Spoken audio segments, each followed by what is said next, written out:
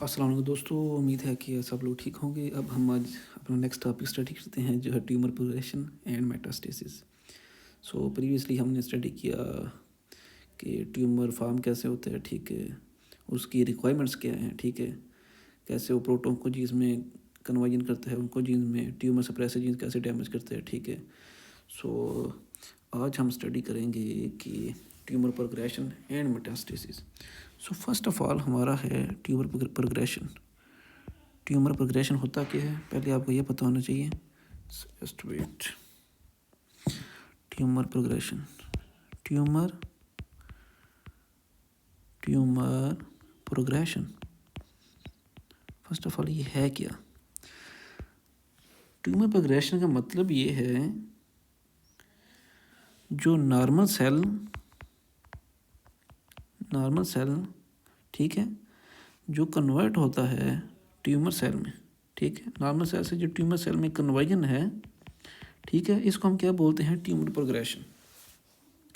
सो आपको ये concept clear होना चाहिए कि ये जो ट्यूमर है ये कभी भी मीन्स जो हमारा नॉर्मल सेल है ये एक ही दिन में ट्यूमर सेल में कन्वर्ट नहीं हो जाता। Tumour cell don't become deadly in one day, ठीक है। अगर आपके सेल ट्यूमर में कन्वर्ट हो गया, ठीक है, ये एक ही दिन या 2 दिन में ये काम नहीं प्रोसेस होता, ठीक है। सो इसमें जो हमारा सेल होता है ट्यूमर सेल, इसकी first of all few mutations होती हैं, ठीक है। Few mutations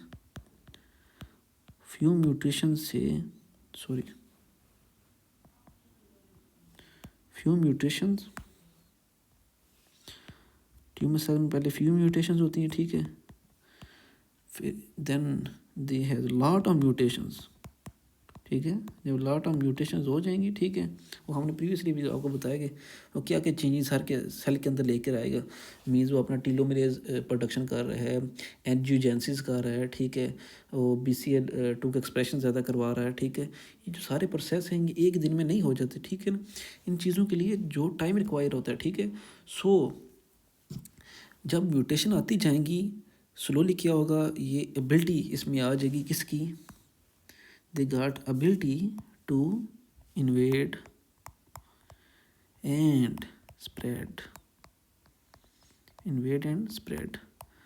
so this so definition पे आते हैं। It's the only the step by step जो ट्रांसफॉर्मेशन हो रही है हमारी नॉर्मल सेल से ट्यूमर सेल के अंदर, और जो ट्यूमर सेल अपने अंदर म्यूटेशन कर रहा है स्टेप बाय स्टेप, इस चीज़ को बोलते हैं हम ट्यूमर प्रोग्रेशन, ठीक है। सिंपली ये आपको बस पता होना चाहिए ट्यूमर प्रोग्रेशन में। अब हम आते हैं अपने नेक्स्ट टॉपिक की तरफ जो वेरी इंपॉर्टेंट है, ठीक है। हमारा नेक्स्ट टॉपिक है, नेक्स्ट सेक्शन समझ लें, ठीक है। हमारा नेक्स्ट सेक्शन है ट्यूमर इन्वेजन।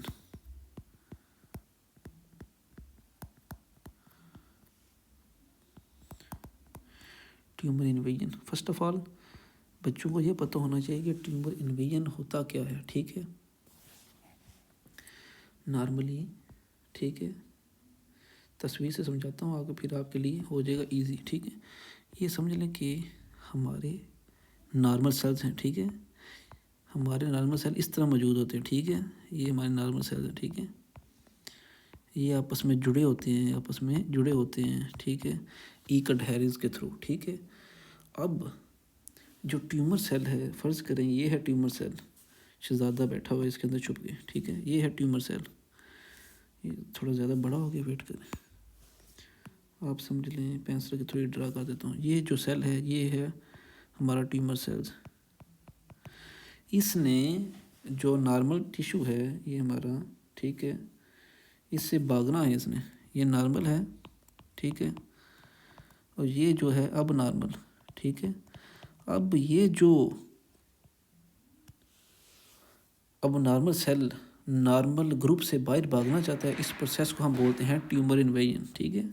अब आपका कंसेप्ट क्लियर हो गया, ट्यूमर इन्वेजन इसको बोलते हैं, ठीक है। अब हम स्टडी करेंगे कि ये जो हमारा ट्यूमर सेल है ये किस तरह नॉर्मल सेल से अलग होता है, ठीक है, कैसे इनसे सेपरेट होता है, कैसे हमारी ब्लड स्ट्रीम में इंटर होता है, ठीक है, ब्लड स्ट्रीम में इंटर होता है, हमारे लिम्फेटिक्स में इंटर होता है, ठीक है। फिर हमारे दूसरे ऑर्गन्स में जाता है, ठीक है, दूसरे ऑर्गन्स भी डैमेज करता है, ठीक है। आपका मलिग्ना ट्यूमर आपको पता होगा ना कैसे वो जाके क्या करता है, मेटास्टेसिस करता है। अब हम वो स्टडी करेंगे, ठीक है।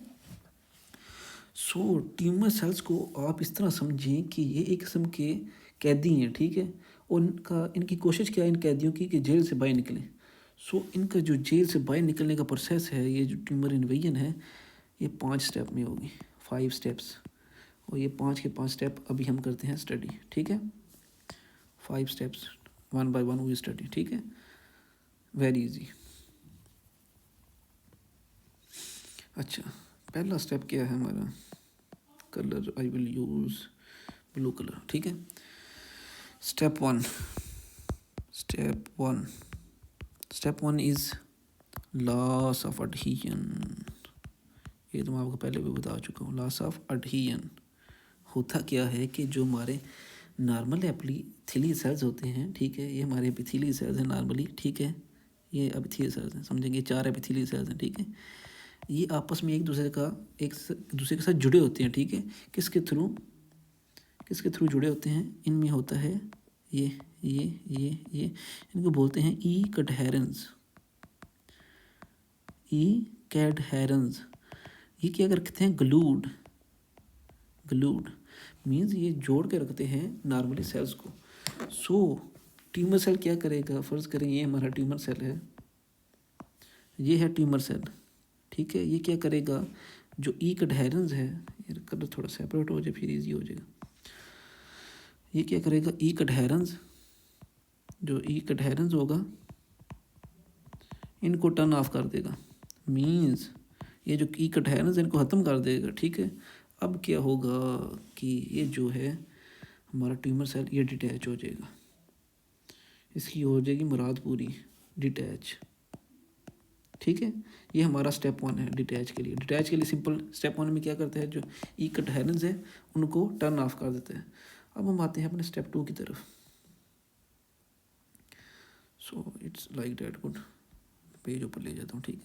अब आते हैं अपने स्टेप 2 की तरफ। स्टेप 2 में क्या करता है, it will attach to the basement membrane. रुकें, attachment to basement membrane. So अब होता ये है कि जब यह ट्यूमर सेल इधर से सेपरेट तो हो गया हमारा, ये हमारे नॉर्मल सेल्स थे, ठीक है, जो अटैच थे ई कैडहेरेंस के थ्रू, ठीक है। ये हमारा ट्यूमर सेल, ठीक है, ये हमारा ट्यूमर सेल है जो सेपरेट हो गया, ठीक है। अब जाके किस पे अटैच हो जाएगा, ठीक है। नीचे क्या मौजूद है नीचे हमारी मौजूद है बेसमेंट मेम्ब्रेन। ये जो बेसमेंट मेम्ब्रेन नज़र आ रही है ना आपको, ये बेसमेंट मेम्ब्रेन, ठीक है। इसमें बस आपने ये याद रखना है, बेसमेंट मेम्ब्रेन में एक वेरी इंपॉर्टेंट कंपोनेंट होता है, ठीक है। इस कंपोनेंट को ब्लैक कलर में शो करता हूँ, ठीक है। इस कंपोनेंट का नाम है लेमिनिन, वेरी इंपॉर्टेंट, ठीक है। सेकंड स्टेप में क्या करते हैं, ये जो हमारा होगा ट्यूमर सेल, ठीक है, ये जाके बेसमेंट मेम्ब्रेन में लेमिनिन के साथ अटैच हो जाएगा, ठीक है। मींस ये ई कैडहेरेंस को टर्न ऑफ करेगा, ठीक है, और किसके साथ जाकर अटैच हो जाएगा, बेसमेंट मेम्ब्रेन में जो लेमिनिन होगी, ठीक है। ये हमारा सिंपल सेकंड स्टेप, ठीक है। इसमें सिंपल आपको बस ये पता होना चाहिए। अब हम आते हैं अपने स्टेप 3 की तरफ। Step three very easy. ये क्या करते हैं, डिस्ट्रॉय द बेसमेंट मेम्ब्रेन,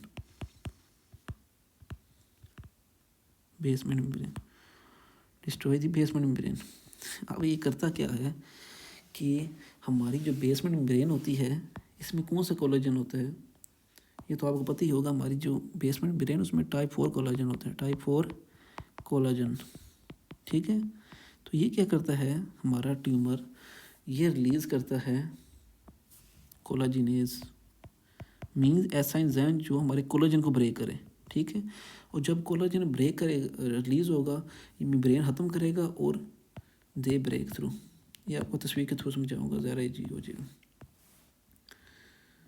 हमने कहा था कि हमारा ट्यूमर सेल है, ये हमारा ट्यूमर सेल है, ठीक है, ठीक है। स्टेप बाय स्टेप बताता हूँ फिर से।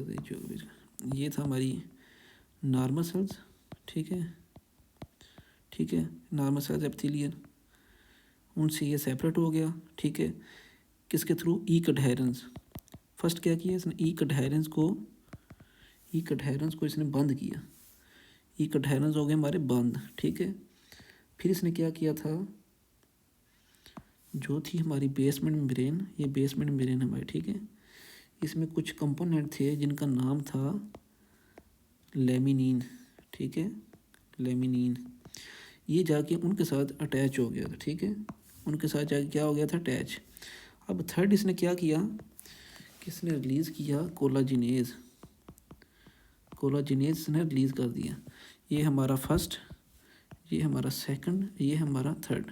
ये कोलाजिनेज क्या करेगा, ये जो हमारी बेसमेंट मेम्ब्रेन है इसके अंदर कर देगा सुराख, ठीक है, ये हमारी बेसमेंट मेम्ब्रेन है, ठीक है, इसके अंदर कर देगा ये सुराख, सुराख कर देगा, ये हो गया सुराख हमारा, वेट करें,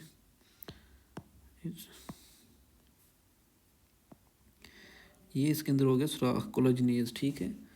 जो हमारा कोलाजन था ना, टाइप 4 कोलाजन, उसको इसने कर दिया ब्रेक, ठीक है। अब ये हो गया सुराख, अब इन सुराखों के थ्रू ये निकलेगा बाहर, ठीक है, इन सुराखों के थ्रू निकलेगा बाहर, ठीक है। अब हमारे क्या हो गए हैं, ठीक है, ये हमारे 3 स्टेप्स हो गए, ठीक है। इसने ई कटहेरेंस को बंद किया, ठीक है, इसने लेमिनिन के साथ अटैचमेंट की बेसमेंट मेम्ब्रेन के साथ, ठीक है, और कोलाजन रिलीज़ करवा के उसको अंदर सुराख कर दी। अब आता है इसका third step, fourth step, step 4 में क्या होगा, स्टेप 4 वेरी इजी, इसे बोलते हैं लोकल मूवमेंट। लोकल मूवमेंट होता क्या है, at the end we will make one diagram in which we discuss all the steps. इसमें क्या होता है कि जब ये बेसमेंट मेम्ब्रेन से बाहर निकलेगा, ठीक है, इसने बेसमेंट मेम्ब्रेन क्रॉस कर ली, जब बेसमेंट मेम्ब्रेन क्रॉस होती है उसके बाद हमारा क्या मौजूद होता है, हमारा होता है एक्स्ट्रा सेलुलर मैट्रिक्स, ठीक है। ये बेसमेंट मेम्ब्रेन है, ठीक है, इसमें से जब बाहर निकलेगा, सॉरी,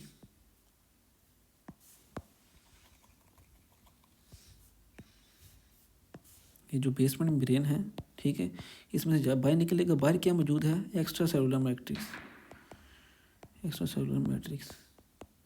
ये क्या कहते हैं, जब एक्स्ट्रा सेलुलर मैट्रिक्स में इंटर होता है ना, उधर हमारे मौजूद होते हैं फाइब्रोनेक्टिन,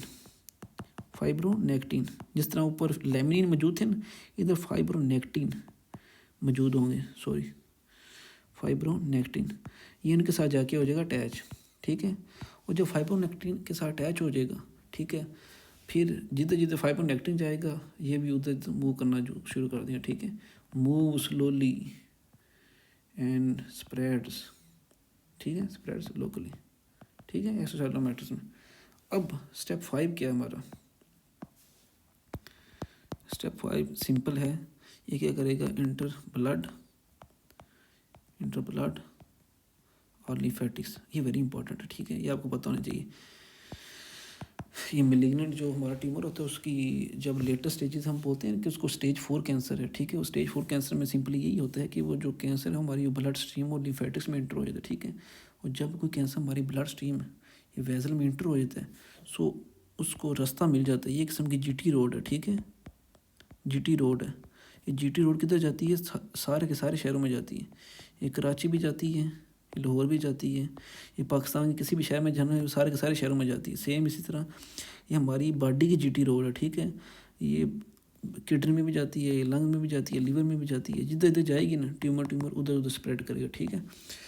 सो ये तो हमने स्टडी कर ली है। अब हम एक मास्टर डायग्राम बनाता हूँ, ठीक है, उसमें मैं सारे के सारे स्टेप ना 1 बाय 1 स्टडी करता हूँ,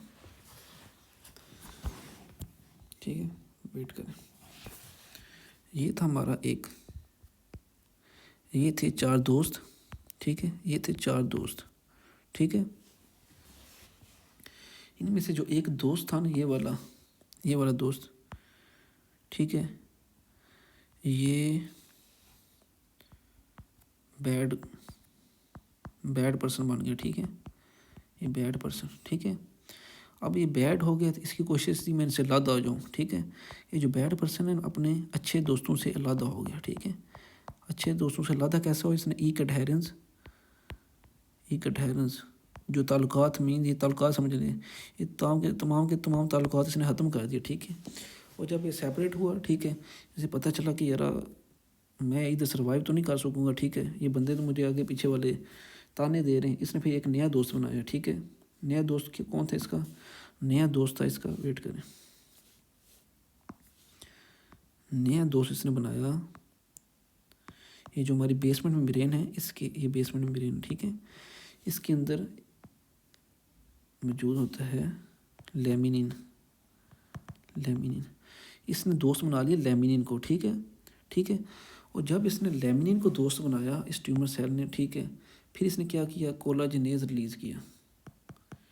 कोलाजिनेज रिलीज़ करके, ठीक है, ये जो लेमिनिन इसका दोस्त है, इसका घर तबाह कर दिया, ठीक है। ये इसका घर है, इस घर के अंदर इसने कर दिया सुराख, ये इसका घर हो गया डैमेज, ठीक है। और जब इसका घर डैमेज हो जाएगा, ठीक है, ये इसके घर के थ्रू निकलेगा बाहर, ठीक है। जब ये बाहर निकलेगा, ठीक है, इधर बनाएगा ये एक और दोस्त जिसका नाम है फाइब्रोनेक्टिन।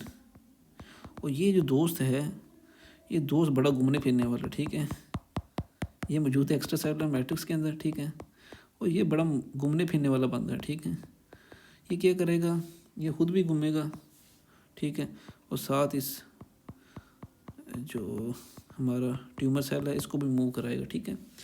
और एक टाइम ऐसा आएगा कि ये जो है हमारा, ठीक है, ये फाइब्रोनेक्टिन को इस डोज को भी करेगा साइड पे और इंटर हो जाएगा हमारे ब्लड और लिम्फेटिक्स में, ठीक है, जीटी रोड पे चढ़ जाएगा, ठीक है, और फिर डिफरेंट आर्गन्स में ट्रैवल करेगा। ये जो हमारा सिंपल प्रोसेस है इसको बोलते हैं मेटास्टेसिस। ये जब स्टेज 4 का कैंसर होता है उसमें मेटास्टेसिस होती है, ठीक है। ये इतना शॉर्ट प्रोसेस नहीं है, ये बड़ा लॉन्ग प्रोसेस है, ठीक है। ये जो स्टेप्स हैं स्लोली होते हैं, स्टेप बाय स्टेप, ठीक है। अब मैं ये तो हमने पढ़ ली ट्यूमर प्रोग्रेशन वगैरह। अब हम आते हैं अपने नेक्स्ट टॉपिक की तरफ, वेट करें, ये मुझे रेज करने दें।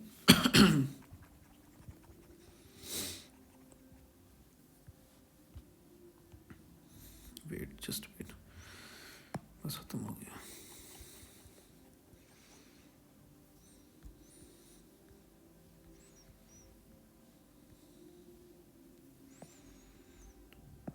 रेज करो। अब मैं अपनी बस एंडिंग की तरफ आ रहा हूँ, हमारे पास टॉपिक ख़त्म होने वाला, ठीक है। सो इधर से स्टार्ट कर लेते हैं क्योंकि पीछे आर्ट बहुत सारे का। अब हमें पता होना चाहिए कि रूट्स ऑफ मेटास्टेसिस क्या है, अब हम स्टडी करते हैं, ठीक है, fastly. Routes of metastasis, routes of metastasis दो किस्म के हैं, एक हमारा ब्लड, ठीक है, और एक हमारा लिम्फेटिक्स, ठीक है। जितने भी कार्सिनोमाज हैं, ठीक है, कार्सिनोमाज ये यूज़ करते हैं लिम्फेटिक कार्सिनोमाज। कार्सिनोमाज जो मिलिग्नेंट ट्यूमर है वो किसके थ्रू ट्रैवल करते हैं, लिम्फेटिक्स थ्रू।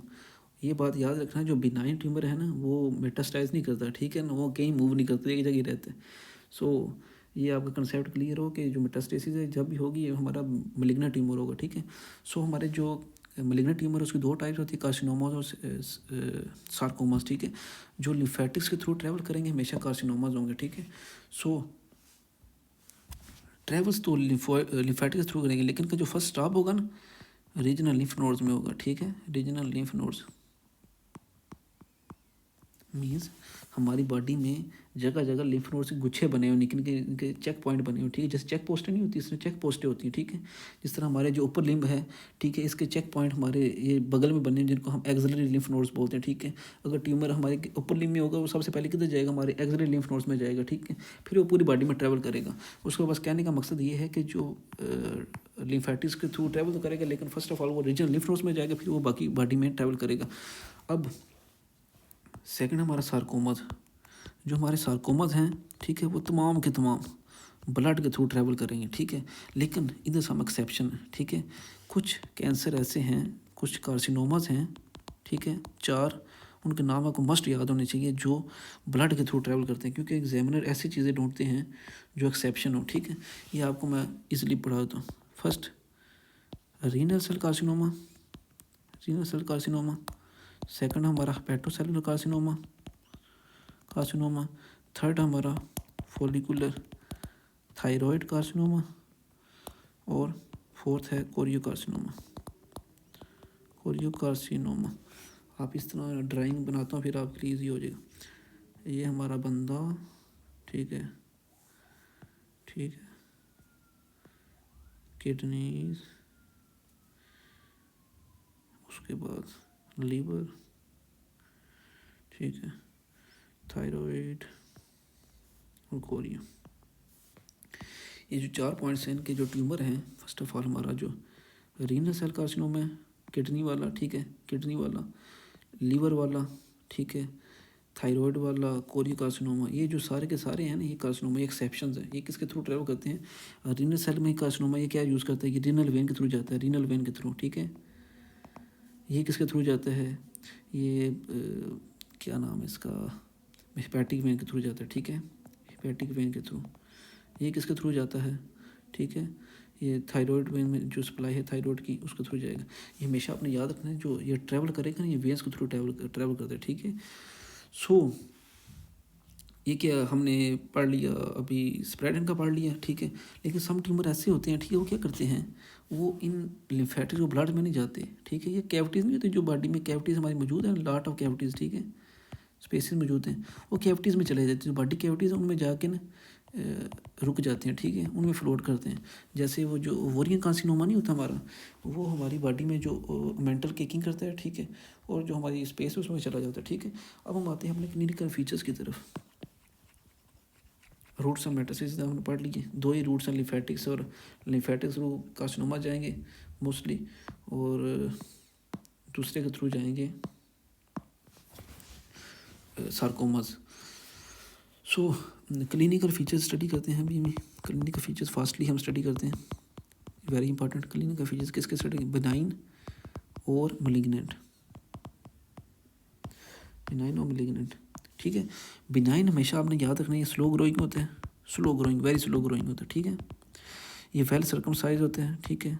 इसकी शेप बड़ी सीधी सादी होती है, सर्कमस्क्राइब्ड होता है, ठीक है, वेल सर्कमस्क्राइब्ड होता है, ठीक है। ये मोबाइल होते हैं, ठीक है। जब आप उस पर हाथ लगाएंगे, समझे किसी फेल में ब्रेस्ट ट्यूमर है, आप जब उसे हाथ लगाएंगे वो आगे पीछे मूव करेगा, जैसे माउस नहीं होता, माउस चूहा, चूहे के थ्रू आगे पीछे थोड़ा मूव करेगा, ठीक है। और सबसे मेन बात, it is non invasive and don't metastasise, ठीक है। उनके साथ जो मलिग्नेंट होते हैं वो रैपिड ग्रोइंग होते हैं, ठीक है, रैपिड ग्रोइंग, ये आपने याद रखनी है बात, ठीक है। ये जो समझे किसी बार बंदे में फॉलिकुलर लिम्फोमा है, ठीक है, जो मलिग्नेंट ट्यूमर है वो बड़ी जल्दी ग्रो करेगा, ठीक है। ये पूली सर्कमस्क्राइब्ड होते हैं, ठीक है, पूली सर्कमस्क्राइब्ड, ठीक है। इनकी शेप इतनी नॉर्मल नहीं होती, ठीक है।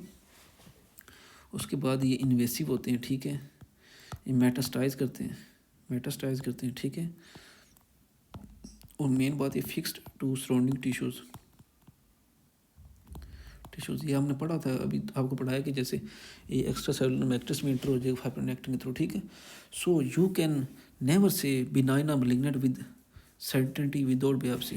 ये आपने बात याद रखनी है कि ये छड़ा आप हाथ लगा के चेक करके नहीं देखते हैं कि बंदा वेदर इसको बिनाइन है कम्प्लीट, जब तक आप बायोप्सी नहीं करेंगे ना, बायोप्सी के बगैर आप कभी भी ये नहीं बताएंगे कि बिनाइन है वेदर मैलिग्नेंट, ठीक है। सो बायोप्सी इज़ मोस्ट इंपॉर्टेंट, ठीक है, इन डिफ्रेंशिएट करने के लिए बिनाइन और मैलिग्नेंट को, ठीक है।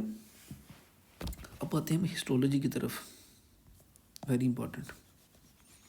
क्लिनिकल फीचर्स हमने पढ़ लिए, that are not so difficult. अब हम आते हैं हिस्टोलॉजी की तरफ।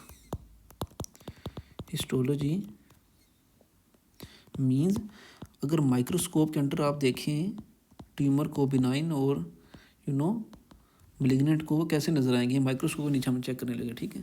सो फर्स्ट हम करेंगे बिनाइन, फिर हम करेंगे मैलिग्नेंट, ठीक है, मैलिग्नेंट, ये बिनाइन और ये मैलिग्नेंट। सो बिनाइन क्या होता है, जब आप उसे देखेंगे वेल डिफरेंशिएटेड होगा। मीन्स वेल डिफरेंशिएटेड का मतलब ये है कि अगर आप नॉर्मल सेल और जो हमारा ट्यूमर सेल है, बिनाइन ट्यूमर वाला सेल, उसको रखेंगे, उन दोनों में आपको वेरी लेस डिफरेंशिएशन नज़र आएगी, ठीक है। वो तकरीबन मिलते जुलते होंगे एक दूसरे से, जैसे कापीज़ नहीं होते, ट्विन्स होते हैं, वो ट्विन्स की तरह नज़र आएंगे। मीन्स उनमें जो डिफेक्ट्स होंगे वेरी लिमिटेड होंगे, ठीक है। सेकंड हमारा ऑर्गेनाइज्ड, जो ट्यूमर सेल्स होंगे तो गुच्छे में पड़े हुए, ठीक है ना, गुच्छे में, लेकिन एक खास तरतीब होगी, वो बड़ी तरतीब के साथ अंदर पड़े होंगे, ठीक है, ऐसे नहीं पड़े होंगे आधे बड़े आधे छोटे, ठीक है, ऑर्गेनाइज फॉर्म में पड़े होंगे, ठीक है। उसके बाद इनके जो न्यूक्लियाई हैं, अगर फ़र्ज़ करें इधर 10 ट्यूमर सेल्स पड़े हुए बिनाइन ट्यूमर के 10 ट्यूमर सेल्स पड़े हैं उसके अंदर, वो सारे के सारे एक जैसे होंगे, उनके जो न्यूक्लियस होंगे ना, न्यूक्लियस वो सारे के सेम होंगे, ठीक है। उसके बाद जो न्यूक्लियस टू साइटोप्लाज्म रेशो होती है, न्यूक्लियस टू साइटोप्लाज्म रेशो वो लो होगी, ठीक है। जो न्यूक्लियस होगा मतलब कि जो न्यूक्लियस का साइज़ वो साइटोप्लाज्म से छोटा होगा, मीन्स ये अगर हमारा ये सेल है और ये न्यूक्लियस है, इसका न्यूक्लियस साइटोप्लाज्म से छोटा होगा, ठीक है, साइटोप्लाज्म की रेशो ज़्यादा होगी। उसके बाद माइटोसिस, मेन चीज़ जो माइटोसिस है, डिवीजन वो लेस होंगी, लेस माइटोसिस और नज़र आएगी, ठीक है। उसके बाद नो इन्वेजन, ठीक है।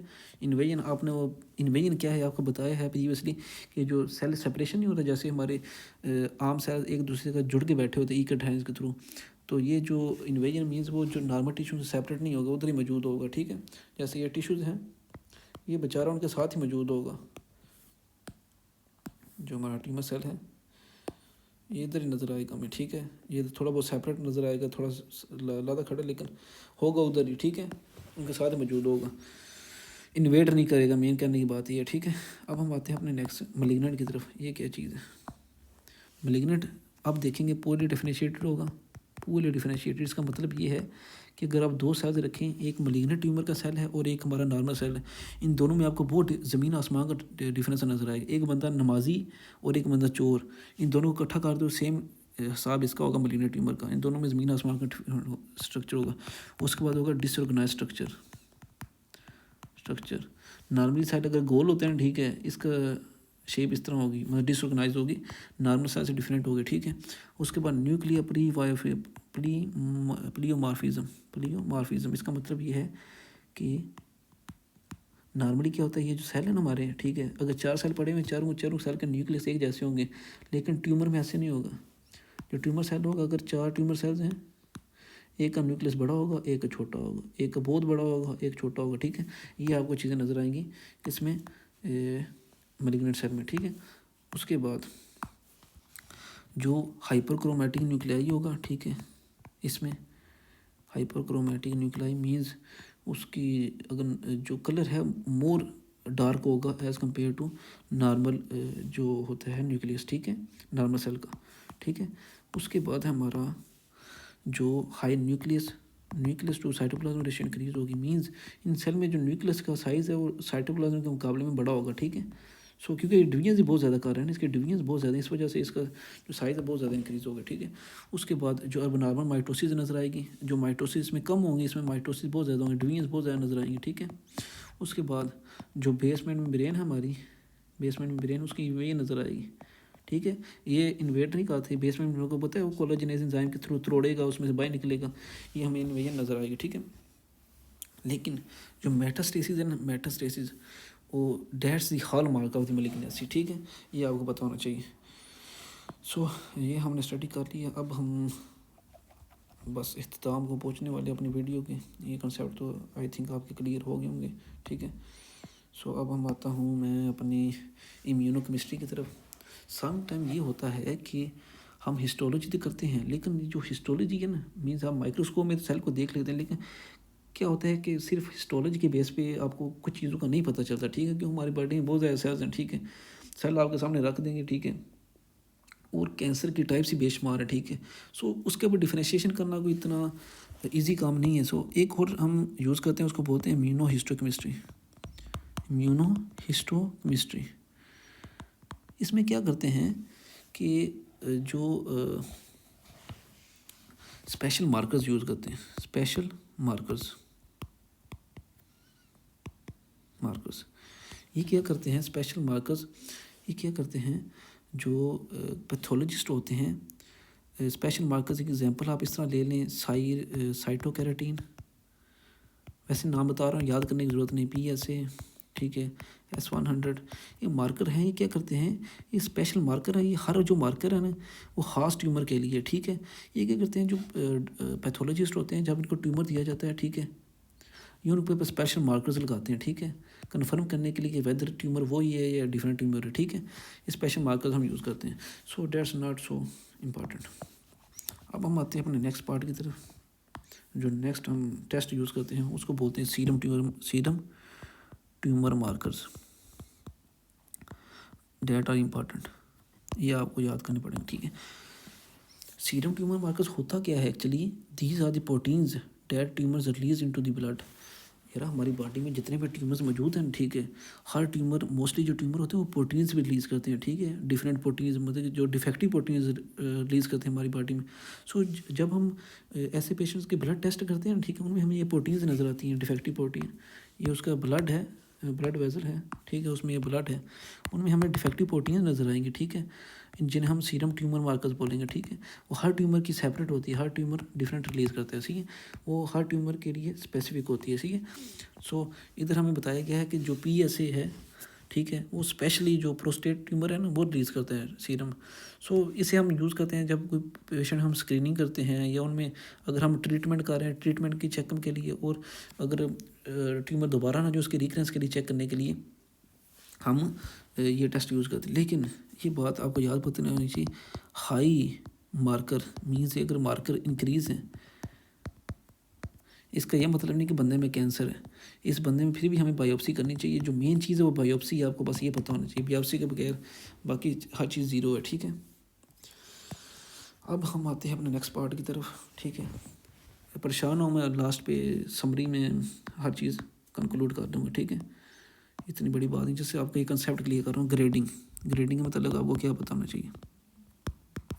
ये ग्रेडिंग हम यूज़ करते हैं, एक हम बोलते हैं लो ग्रेड, ठीक है, और एक होता है हाई ग्रेड, ठीक है। जो सेल अपने नॉर्मल सेल से बहुत मुख्तलिफ हो, ठीक है, नॉर्मल सेल से बहुत ज़्यादा मुख्तलिफ हो, उसे हम बोलते हैं हाई ग्रेड, या क्या बोलते हैं, पुअरली डिफरेंशिएटेड, पुअरली डिफरेंशिएटेड, ठीक है। और ये जितना हाई ग्रेड होगा उतना डिफरेंट मुश्किल होगा, ठीक है। दूसरा हमारा लो ग्रेड ये है कि ये हमारा नॉर्मल सेल है, ठीक है, इससे थोड़ा सा डिफरेंट हो, ठीक है, इसे हम लो ग्रेड या वेल डिफरेंशिएटेड बोलते हैं, ठीक है, ठीक है।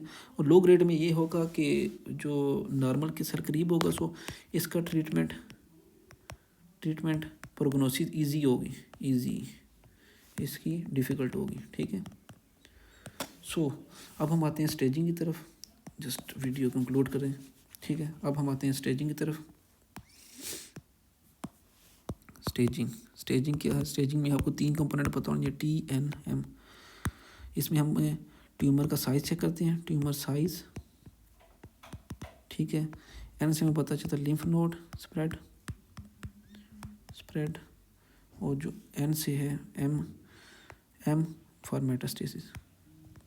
सो ये जो हम स्टेजिंग यूज़ करते हैं, इसके फ़र्ज़ करें आपके पास आ गया T1 N0 M0, इसका मतलब ये है कि ट्यूमर का साइज़ 1 है, ठीक है, और इसकी जो लिम्फ नोड कोई भी नहीं स्प्रेड, ठीक है, और मेटास्टेसिस भी नहीं है।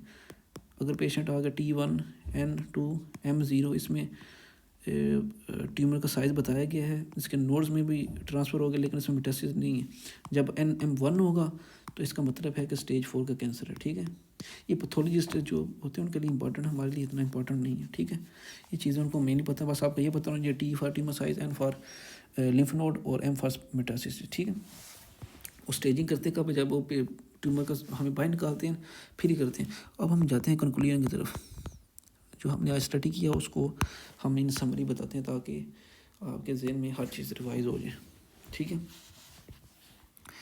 ट्यूमर्स हमने स्टडी किया, tumours invade by first losing adhesion through loss of ईक एडहेरेंस, ठीक है, फिर breaking the basement membrane through collagenase and entering the vessels, lymphatics and vessels and going to the metastasis. ये हो गया हमारा सेकंड था। जो कार्सिनोमास हैं ये थ्रू लिम्फेटिक्स ट्रैवल करते हैं, ठीक है, लिम्फेटिक्स। और जो हमारे सार्कोमास हैं ये मोस्टली ब्लड वेजल यूज़ करते हैं, ब्लड, ठीक है, हेमाटोजेनिस स्प्रेड यूज़ करते हैं। उसके बाद जो ओवेरियन ट्यूमर्स हैं, ये अपनी बात याद रखनी है। ओवेरियन ट्यूमर्स ये सीडिंग करते हैं, seeding in the body cavity, ये इन दोनों का इस्तेमाल नहीं करती है, बॉडी कैविटी के अंदर मौजूद है, ठीक है, ओवेरियन ट्यूमर। उसके बाद हमने ग्रेडिंग स्टडी किया। ग्रेड हम किसकी बेस पर करते हैं, जो माइक्रोस्कोप नहीं हम यूज़ करते हैं, माइक्रोस्कोप हिस्टोलॉजी के थ्रू हम ग्रेडिंग करते हैं, ठीक है, कि वेल डिफरेंशिएटेड हाई ग्रेड है, लो ग्रेड है, ठीक है। उसके बाद स्टेजिंग, ग्रेड, स्टेजिंग हम किसके थ्रू करते हैं कि हाउ फार इट्स स्प्रेड, ठीक है। स्टेजिंग सैंपल हम जब पेशेंट को निकालेंगे स्टेजिंग उसके थ्रू होगा। ये जो TNM स्टेजिंग है, ठीक है, ये जब तक हम उसे बाहर नहीं निकालेंगे ना, सर्जिकल रिसेक्शन नहीं करेंगे, जब तक ट्यूमर की हमें नहीं पता चलेगा। और स्टेजिंग ये आपको पता होना चाहिए, जो स्टेजिंग है मोर इम्पॉर्टेंट देन ग्रेडिंग, ठीक है। So if you want, so that's all about today topic. काफ़ी लंबी वीडियो होगी, ठीक है। सो उम्मीद है कि आप लोगों को समझ आ गई होगी, ठीक है। So up to the next video, good bye.